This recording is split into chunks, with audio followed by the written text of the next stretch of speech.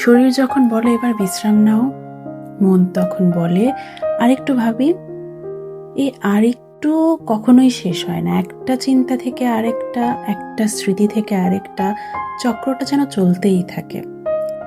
Over থিঙ্কাররা জানে এটা তাদের জন্য ভালো না, তবুও তারা থামতে পারে না।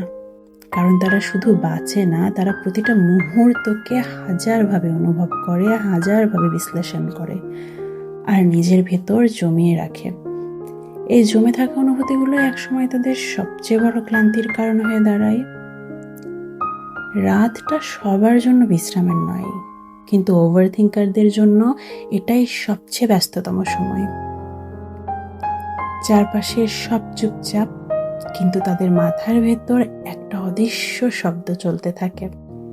পুরনো স্মৃতি, অপূর্ণ কথা, চোখ বন্ধ করলেই যেন একটা নতুন জগৎ খুলে যায় তাদের, যেখানে হাজারটা যদি, কেন, হয়তো একসাথে এসে ভিড় করে।